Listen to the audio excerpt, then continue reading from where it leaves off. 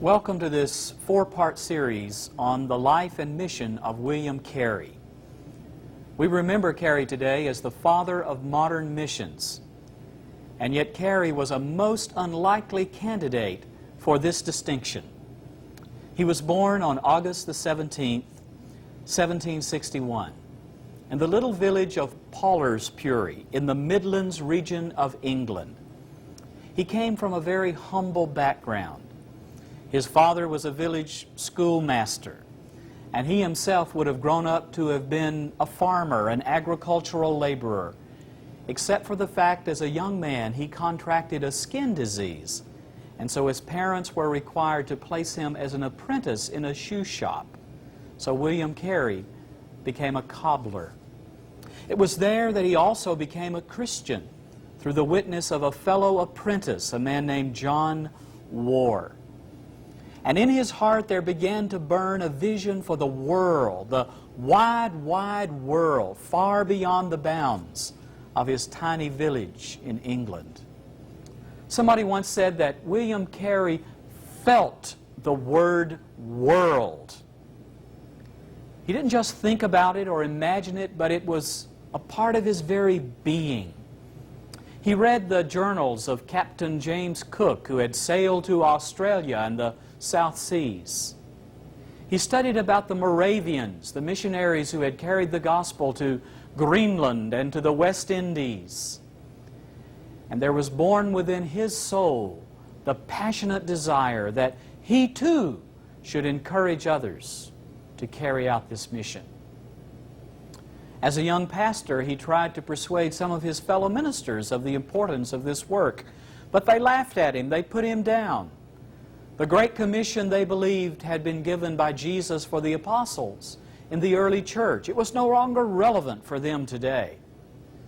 On one occasion, William Carey stood up and requested that a special study be taken for carrying the gospel into all the world. The presiding minister said, "Sit down, young man. When God wants to convert the heathen, He will do it without your help or mine." William Carey would not give up. And when it came his turn to preach the annual sermon at the Baptist Association in England, he took his text from Isaiah 54, and he said, God is calling us to attempt great things for Him, even as we expect great things from Him. That was a great missionary call, and a society was formed for the propagation of the gospel among all the peoples of the world. William Carey himself expressed his ideas in a book, a little book, which became the manifesto of the modern missionary movement. It has a rather long title, published in 1792 in the city of Leicester, where he was serving as a pastor. It was called An Inquiry into the Obligation of Christians to Use Means for the Conversion of the Heathens, in which the religious state of the different nations of the world, the success of former undertakings, and the practicability of further undertakings are considered by William Carey. This little book was an amazing compression of his own thought and research. In many ways, William Carey invented the modern study of missions as he surveyed the world, the various populations and religious groupings, and even the climates of the different places in the world, and set forth a vision for the Christians of his day.